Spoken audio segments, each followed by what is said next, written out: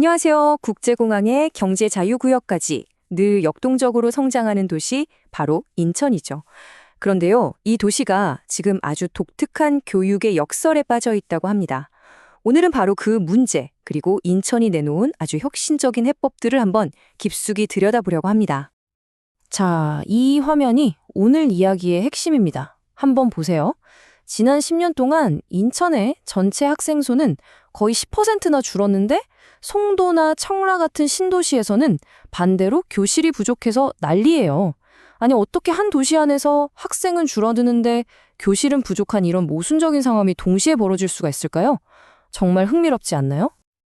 네, 바로 이게 인천 교육의 역설입니다.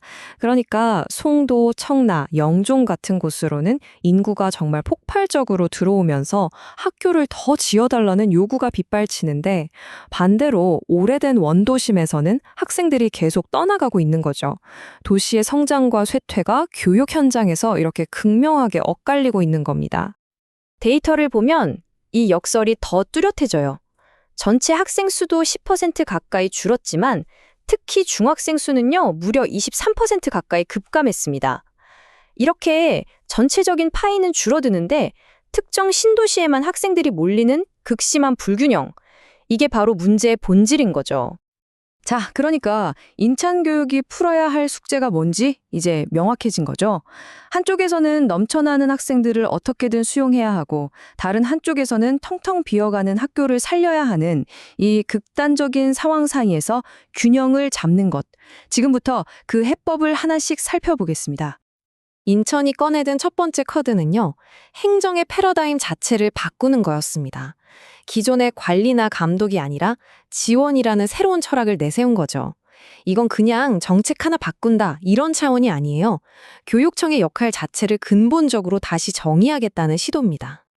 그 중심에는 바로 존의고동이라는 가치가 있습니다. 이게 무슨 뜻이냐면요, 학교마다 처한 상황이 다 다르다는 걸 인정하고 존중하자는 거예요. 위에서 지시를 내리는 기관이 아니라 학교가 정말 교육 활동에만 집중할 수 있도록 돕는 서비스 기관이 되겠다고 선언한 겁니다. 결과는요, 정말 놀라웠습니다. 교사들이 가장 힘들어하는 각종 행정 업무를 교육청의 학교 지원단이 직접 나서서 도와주니까요, 교사들의 만족도와 업무 부담이 줄었다고 느끼는 체감도가 전국 1위를 기록했습니다. 결국 선생님들이 서류 작업할 시간에 아이들에게 더 집중할 수 있게 된 거죠. 이게 바로 지원의 힘입니다. 행정 철학만 바꾼 게 아닙니다. 교육의 내용, 그 알맹이도 바꾸고 있어요. 핵심은 이거예요. AI 시대에 우리 아이들을 대체 어떻게 키울 거냐? 목표는 명확합니다. AI에 지배당하는 게 아니라 AI를 훌륭한 도구로 활용하는 창의적인 인간을 길러내는 것. 그래서 나온 게 바로 생각, 질문, 움직임, 이 세 가지 기둥입니다. 단순히 지식을 달달 외우는 게 아니고요. 비판적으로 생각하고 스스로 문제를 찾아서 질문하고 또 건강한 신체 활동으로 정서적인 안정까지 찾는 그런 전인적인 교육을 하겠다는 거죠. 그리고 이 모든 철학을 정말 딱 한 단어로 보여주는 인천만의 브랜드가 있습니다. 바로 읽거스예요. 읽고, 걷고, 쓰기. 아주 단순해 보이지만 이 세 가지 활동을 통해서 학생들의 문해력과 인성, 그리고 기초 체력까지 통합적으로 기르는 굉장히 독창적인 프로그램입니다. 자, 그럼 이런 멋진 철학을 바탕으로 구체적으로는 뭘 하고 있는지 한번 볼까요? 하드웨어인 학교, 그리고 소프트웨어인 교육 프로그램 하나씩 뜯어보겠습니다. 우선 하드웨어부터 보죠. 이 숫자, 22, 이게 모든 걸 말해줍니다. 2028년까지 무려 22개의 학교를 새로 짓겠다는 계획이에요.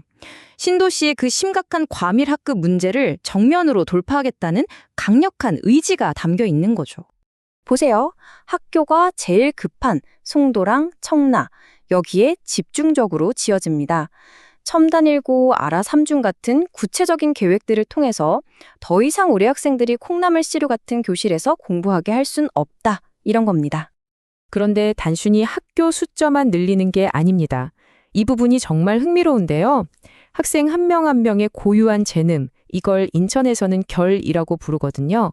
바로 이 결을 살려주기 위해서 교육의 다양성을 그야말로 폭발적으로 늘리고 있어요. 과학 영재부터 예술, 체육, 직업교육까지 모든 아이들이 자기만의 길을 찾을 수 있도록 선택지를 넓혀주고 있는 겁니다. 특히 직업교육은 정말 똑똑한 전략을 쓰고 있어요. 인천이 가진 산업적인 강점과 교육을 바로 연결시키는 거죠. 예를 들면 인천 바이오과학고는 송도 바이오 클러스터와 영중국제물류고는 인천국제공항과 바로 연계가 됩니다. 졸업하면 바로 지역 핵심 산업의 인재가 되는 아주 확실한 경로를 열어주는 거예요. 인천의 목표는 여기서 그치지 않습니다. 아예 글로벌 교육 허브가 되겠다는 거예요. 이미 세계적인 명성을 얻은 송도의 최드윅, 청라의 달턴국제학교에 이어서 2028년에는 국제학교가 없던 영종도에까지 새로운 캠퍼스를 유치할 계획을 세우고 있습니다. 하지만 이런 화려한 계획들 뒤에는 사실 더 중요한 가치가 숨어 있습니다. 바로 모두를 위한 교육이죠. 어떤 환경에 있든 단 한 명의 아이도 교육에서 소외되어서는 안 된다는 대원칙입니다. 이걸 위해서 정말 촘촘한 복지 시스템을 가동하고 있어요. 초등학교 입학할 때 주는 준비금부터 수학여행비, 그리고 저소득층 학생들을 위한 통신비랑 방과 후 수강권까지 이런 걸 보면 경제적인 장벽이 교육의 장벽이 되어서는 안 된다는 강한 의지가 엿보입니다. 그리고 이 지원은 지리적인 한계도 뛰어넘습니다. 백령도나 연평도 같은 섬마을 학생들을 위해서는 직접 찾아가는 상담, 문화예술 프로그램을 운영하고요. 또 학교가 아직 부족한 신도시 학생들을 위해서는 통학버스인 학생성공버스를 운행해요. 어떻게든 모든 학생에게 다가가려는 세심한 배려가 돋보이죠. 그래서 이 모든 정책들이 향하는 최종 목표, 그 궁극적인 비전은 바로 이겁니다.